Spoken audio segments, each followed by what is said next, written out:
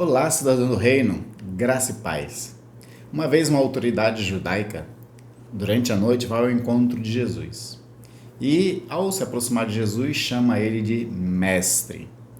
Na antiguidade se chamava isso, claro, no hebreu e no aramaico, a expressão rabi ou rabone para os mestres.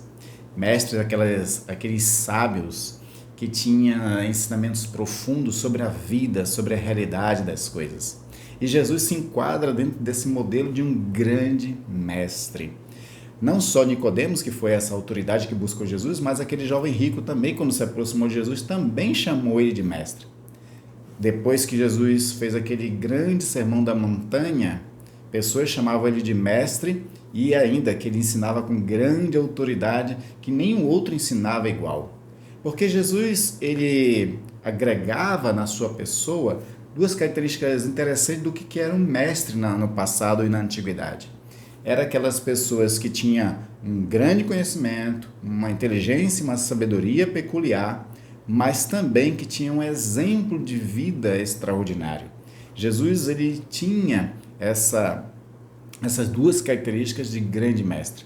Diferente de hoje em dia. Hoje em dia, por exemplo, nós temos pessoas muito inteligentes, conhecedoras, sábias, mas são intelectuais somente, são pessoas que a gente olha para a vida deles, a gente só aprende com o que sai da sua boca, mas a sua vida em si não tem grandes ensinos.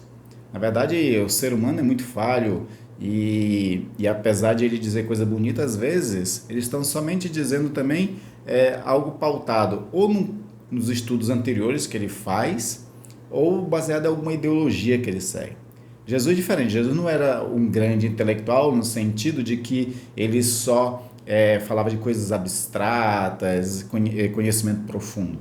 Mas ele era aquele que era sábio porque ele vivia de uma forma extraordinária e ensinava de forma extraordinária também. Então ele confluía as duas realidades. Jesus ele não estava preocupado com abstrações. O que Jesus ensinava era coisa do dia a dia, da forma como nós devemos ser no mundo. Então Jesus ele tinha duas grandes coisas que ele ensinava para nós. Ele ensinava sobre a questão do reino de Deus. As parábolas, por exemplo, é para explicar o que é esse reino e como entrar nele. E depois que você já entendeu o que é o reino e como entrar nele, ele também ensina como viver nesse reino. Porque é isso que é interessante dos ensinos de Jesus. Jesus, ele mostra para nós o caminho que nós devemos seguir e como trilhar esse caminho. Ele aponta lá para adiante e diz como é que nós devemos viver essa jornada. Isso estava bem pautado na pessoa de Jesus Cristo. E então ele mostrava para nós, com a sua vida e com o seu ensino, essas coisas relacionadas ao reino.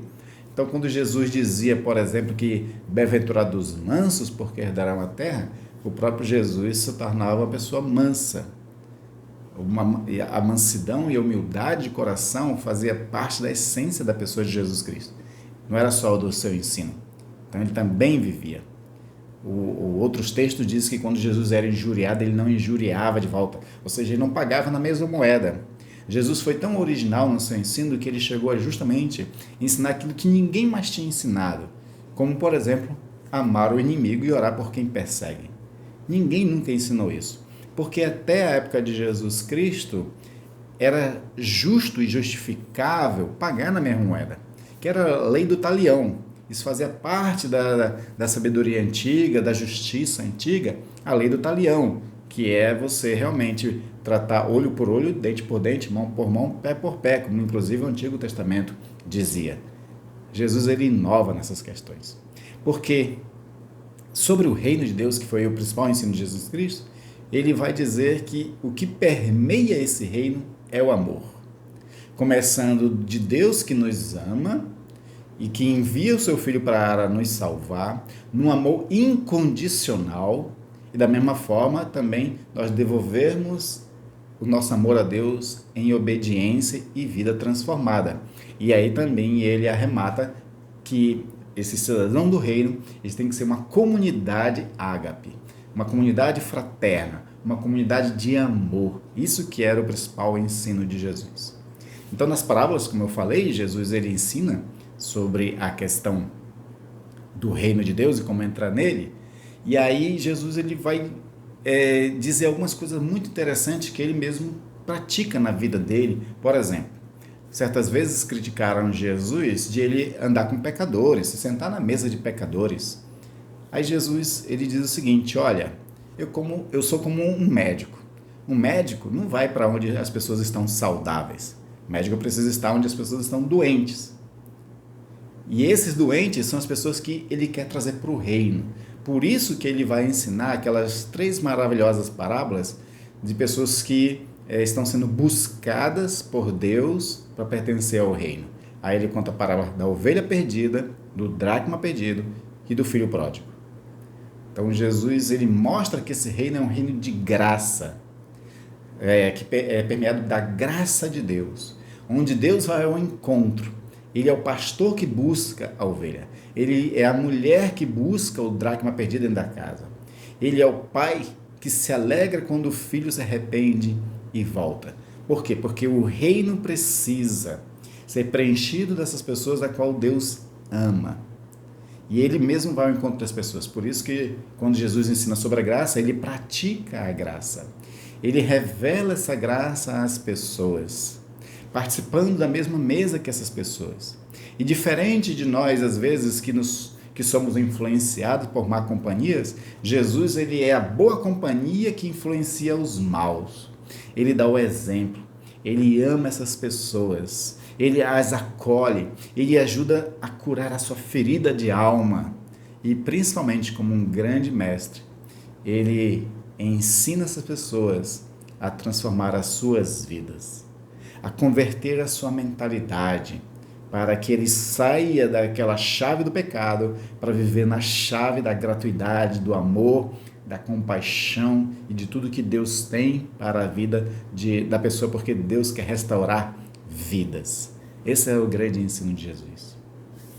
Então Jesus também, depois que ele faz esse trabalho de ir ao encontro, como um mestre, né? Ele vai ao encontro dos discípulos, ele arregimenta discípulos para a sua caminhada, então ele ensina também essas pessoas a como viver na caminhada do reino.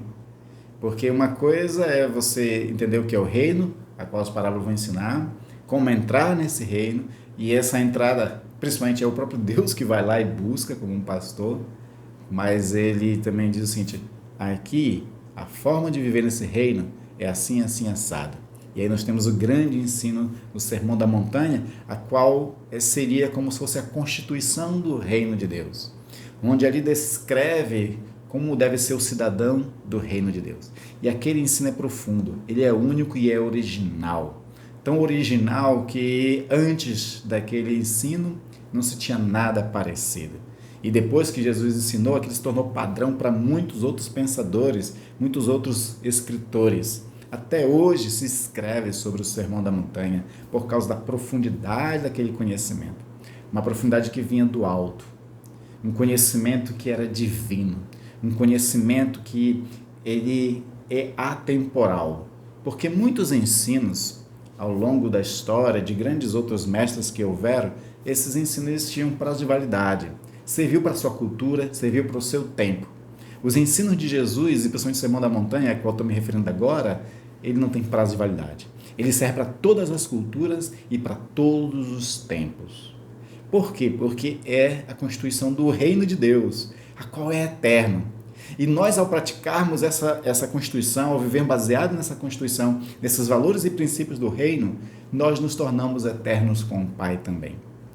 Porque é um tipo de vida que serve para agora e qual nos dá benefícios agora, mas também nos dá benefícios eternos. Por isso que Paulo vai dizer que a gente tem que exercitar a prática da piedade, porque ela tem recompensas agora e também elas nos projetam para o futuro.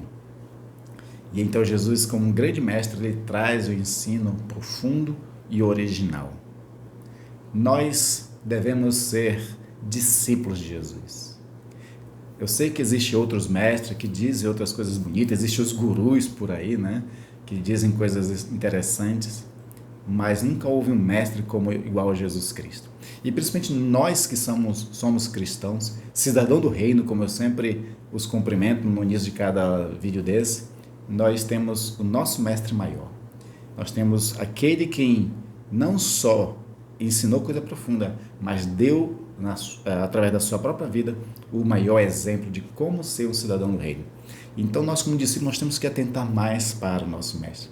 Nós temos que ouvir mais o nosso mestre. Temos que olhar para ele através das Sagradas Escrituras e ver o seu exemplo. E aprender a cada dia com ele. A ideia que o próprio Jesus ensinou aos discípulos é que basta ao discípulo ser igual ao seu mestre. Ou seja, porque nós nunca vamos ser maior do que o nosso mestre Jesus Cristo mesmo, né?